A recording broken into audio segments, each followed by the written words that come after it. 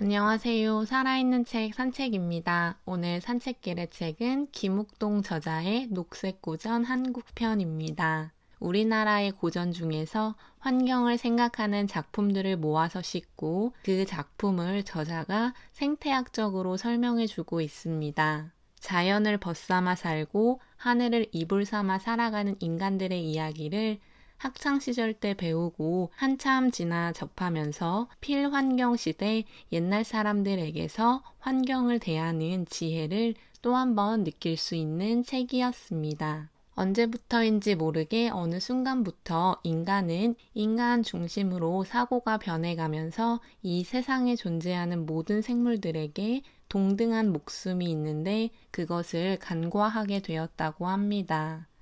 또한 동물뿐 아니라 식물 역시 생명이 있으며 소중히 다루어야 하는 것인데 인간들은 본인들에게 좋다고 하여 잡아먹고 뽑아먹고 베어먹는 등의 행동을 통해 생태계를 지속적으로 파괴하고 있다고 저자는 말합니다. 이 책은 2013년에 출판되었으나 지금 읽어도 사람들에게 환경에 대해서 생각해 볼 수 있는 메시지를 많이 던지고 있습니다. 저자는 1987년 세계의 문학에 언어와 이데올로기 바흐친의 언어이론을 발표하며 등단했고 교수이자 저술가, 번역가, 평론가로서 빛나는 성과를 남기며 주목받았다고 합니다. 가속화되는 환경 재앙을 보며 생태위기 시대에 문학도로서 무엇을 할 수 있을까를 끊임없이 고민해 문학 생태학이나 녹색 문학을 읽는 방법론을 도입하여 현대사회의 생태의식을 일깨웠다고 합니다. 더 많은 작품이 있겠지만 이 책에서는 총 29편의 작품을 다루면서 환경을 사랑하는 인간들의 마음, 환경을 파괴하는 인간들에게 비판적인 목소리를 표현하고 있습니다. 자연의 순리를 따라야 하는 것이며 인간은 문명의 발달로 자연의 순리를 자꾸 파괴하려다 보니 올해뿐 아니라 산사태, 홍수 등 매년 나타나고 있다고 합니다. 어떻게 보면 잠시 살다가는 인간이 자연이라는 삶의 터전을 주는 공간을 마구잡이로 개발하고 괴롭혀서 우리는 지금 벌을 받고 있지 않나 하는 생각이 들었습니다. 서사모가 바리공주는 옛날 불라국의 오귀대왕과 길대부인의 막내딸로 계속해서 딸만 낳아서 마지막 딸을 산에 가져다 버렸다고 해서 버려진 아이인 바리댁이라는 뜻인 바리공주입니다. 바리공주를 산에 버렸지만 바리공주에게 우주의 삼라만상은 하나같이 방이고 침구라고 합니다. 공주는 하늘과 땅을 장막으로 삼고 인공적인 것이 없고 대자연을 벗삼아 살아갑니다. 지부, 집주인 우주처럼 우주는 집이라고 생각하며 공주는 산속에서도 열심히 살아갑니다. 하지만 현대인들은 집안에 돌을 들여놓고 나무를 심는 등 자연 그대로의 모습으로 있어야 할 자연물들을 집으로 들여오면서 자연의 순리를 거스르고 있다고 작가는 비판하고 있습니다. 저 역시 아직도 기억하는 사러리 사러리 랐다 청산에 사러리 랐다 구절이 있는 청산별곡 역시 자연을 사랑하는 마음이 가득한 고려가요라고 합니다. 생태주의 관점에서 본다면 인간과 자연의 합일에 대한 소망을 간절히 노래한 작품이라고 하는데요. 청산에 살고 머루랑 다래랑 먹으면서 웰빙적인 식단으로 자연을 벗삼아 살아가는 것을 원하고 있다고 합니다. 인간과 자연이 하나가 되어 조화와 균형을 꿈꾸는 에코토피아의 모습을 꿈꾸고 있으며 인간이 자연을 지배하는 것이 아니라 자연의 일부가 되어 평화롭고 조화롭게 살아가기를 원하고 있다고 합니다. 조선시대 실학자 연암 박지원의 소설 호질에서도 환경을 생각하는 생태학적 관점을 볼 수 있다고 하는데요.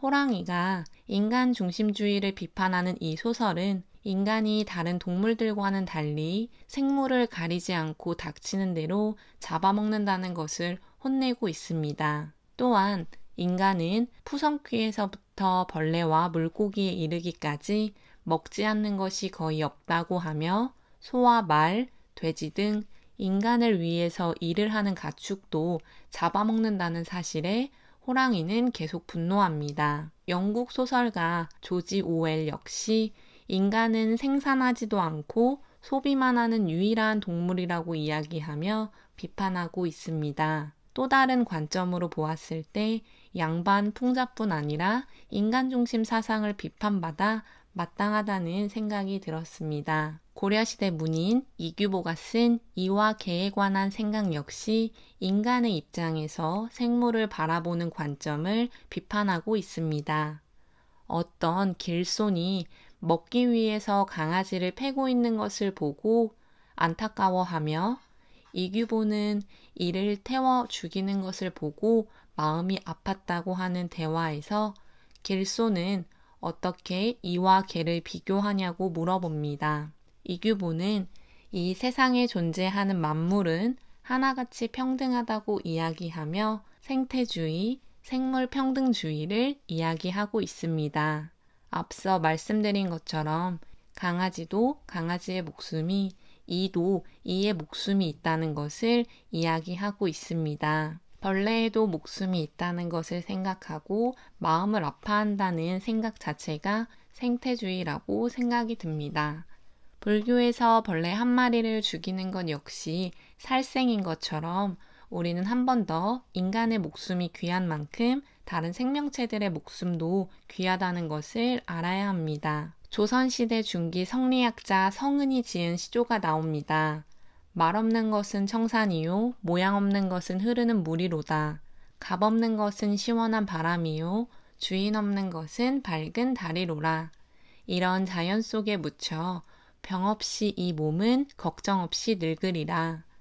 지금은 쉽지 않겠지만 그 당시에는 자연의 몸을 맡기고 탐욕을 없애고 살아가는 것이 가능했다고 합니다. 인간이 두려워하고 고통을 느끼는 것은 탐욕이 있고 욕심이 있기 때문이라고 하는데요. 환경 파괴 역시 인간이 가지고 있는 욕심과 탐욕으로 인해 죄 없는 자연이 고통을 받고 있다고 합니다.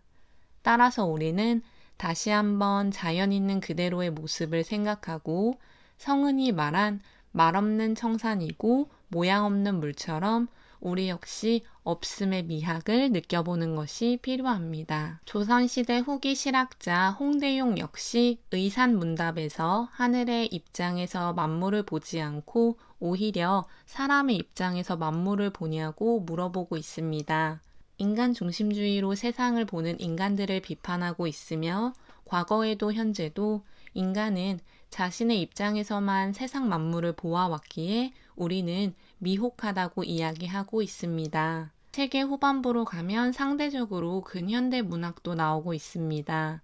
인간들에게 비판하는 이야기는 우리의 욕심이 결국 자연을 훼손하고 있고 환경이 파괴되고 있다는 것입니다. 옛날 사람들의 지혜를 빌려와 앞으로 무분별한 자연 파괴와 환경 오염은 무조건적으로 지양하고 그런 행동을 하는 사람들에게는 엄청난 불이익을 주어야 한다고 생각합니다. 풀 한 포기 개미 한 마리도 함부로 밟지 마라는 책의 뒷표지의 문장처럼 우리가 함께 살아가는 지구에서 더불어 사는 법을 배우고 더불어 살아가는 것을 직접 실천함으로써 원래의 지구까지는 아니어도 원래의 모습으로 가까워질 수 있도록 인간들이 이제는 노력해야 합니다. 오늘 산책길의 책은 김욱동 저자의 녹색 고전이었습니다.